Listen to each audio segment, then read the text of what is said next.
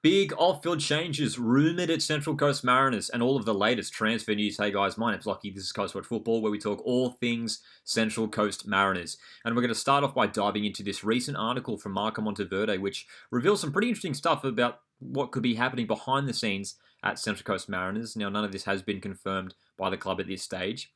So let's jump into the article, learn what it says. As you can see, the headline reads, Mariners coach Mark Jackson's authority set to be challenged following Central Coast arrival of Labano Haliti. Labano Haliti, a name that will be familiar to A-League fans, former Newcastle Jets and Western Sydney Wanderers player. But it's quite interesting how this article is being angled, saying that Mark Jackson's authority is set to be challenged. Let's have a look at what the article says here. I'll make sure to leave it linked in the description so you can dive into the full article yourself.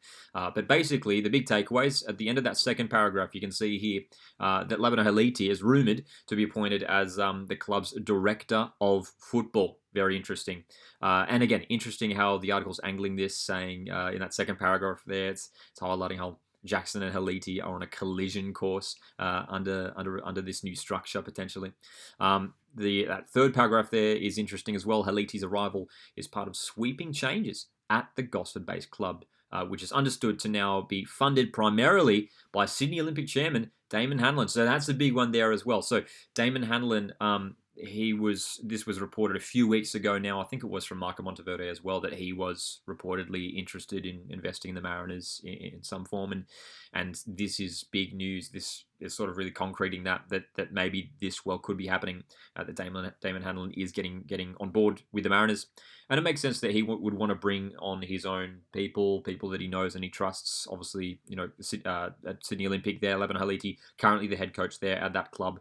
That fourth paragraph there reads, despite Hanlon's investment in the Mariners yet to be ratified by the Australian Professional Leagues, that's probably worth highlighting, it hasn't stopped him from making changes at the club. Apart from Haliti, the Mariners are also set to appoint George Beltsos, who has also links to Sydney Olympic as Central Coast Sporting Director, a position held by former Mariners striker Matt Simon. Again, another big one there as well. So, again, another person who has links to Sydney Olympic there, potentially being brought in by Damon Hanlon here. And that's an interesting one as well, just reading that he could be replacing Matt Simon. Now, we don't know whether maybe Matt Simon will have a different role at the club. And also, look, I'm no expert on these things, but you see the terms there, sporting director, director of football. Obviously, nothing's confirmed and this isn't official yet. But to me, I'd love to know some clarity in regards to what would the difference be in those two roles. To me, they sound pretty similar in regards to, obviously, shaping the direction of the football club and what the football department does, in terms of long-term goals and all that kind of thing. So sounds like two similar roles there. But again, it makes sense that Damon Hanlon, who would be coming into the club, great news to have someone coming in and investing in the club. Obviously, we know we desperately need financial support. That much has been made clear. So this is really supporting that this may well be happening, and it makes sense that he would want to bring his own people in. But again, you wouldn't want to shift someone like Matt Simon out, who knows the club so well. You'd want to have him on board in some form. So we'll keep an eye on that one. The article, there's a couple interesting takeaways as well. Apparently, Beltsos was potentially going to become the Mariners' new women's head coach, but that position did go to Corey Babington last week. The Mariners, that second paragraph here says, the Mariners would not confirm the appointments of Haliti or Beltsos or that Hanlon had invested in the club. So, again, that's worth pointing out. This isn't official yet, but, a lot of Marco Monteverde's reporting, is generally pretty accurate, as far as I'm aware, at least. This last paragraph here reads that it's understood that Jackson and Simon were called into meetings last week by Brownlow, who is, of course, the CEO of the club, Greg Brownlow, to outline the football department's structure under Haliti. So, some really big developments here if this does indeed turn out to be true. And here's the next part of the article as well.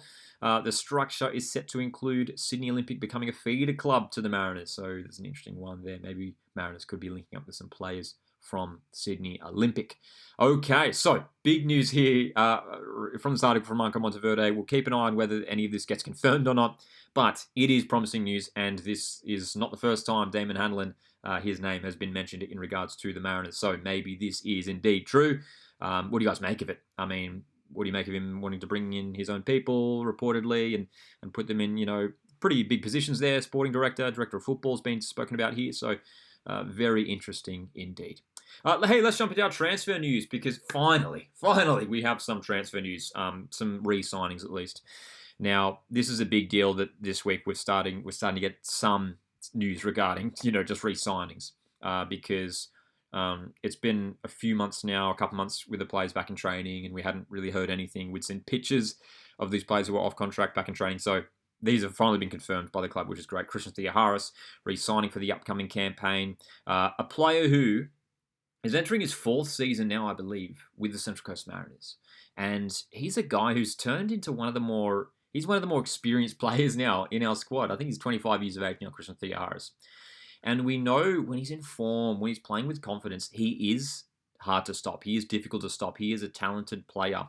And hopefully this coming season, he can find some consistency, find some good form, and find some goals as well, man. We know he's capable of scoring some stunning goals. He scored that cracking goal against Perth Glory last season.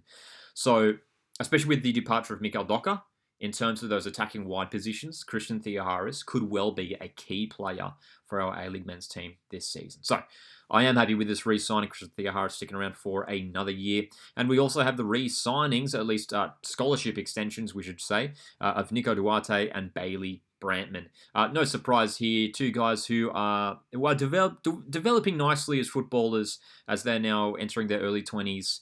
You've got Nico Duarte, who, again, we remember scored that goal away in the Asian Champions League Elite last year. I believe Bailey Brantman got a couple goals in the Champions League last season as well. Two players who we know have enormous potential. Two attacking players who will be, I think, really utilised quite a lot this coming season for Central Coast Mariners. Both players did get a decent amount of game time last season, but this coming year, these guys need to step up and really show us their talent, because they have talent. They have the ability. It's time that they do it on a regular basis, that they perform at a really good level, at A-League level here. So great to see these guys extending their stays at Central Coast Mariners for the next 2 years, for both Duarte and Brantman. Heading over to our A-League women's team, Taylor Ray has departed the club.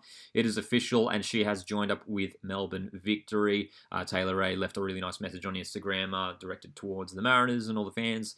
So we wish Taylor all the best. I mean, she was just so good for the Mariners last season. A big reason why we made it all the way to the grand final and won the thing in the end. Obviously came in from Sydney FC as a midfielder. Great signing, and then turned into our key defender towards the end of the campaign. Her role in that backline was just incredible, the way she slotted in that backline and just looked so comfortable there in defence. One of our best players last season, there's no doubt about that at all. So it's a big loss for Central Coast Mariners, a big player to replace, considering her talent, her ability, and her versatility as well. So we wish Taylor all the best, though. I mean, it's a great pickup for Melbourne Victory.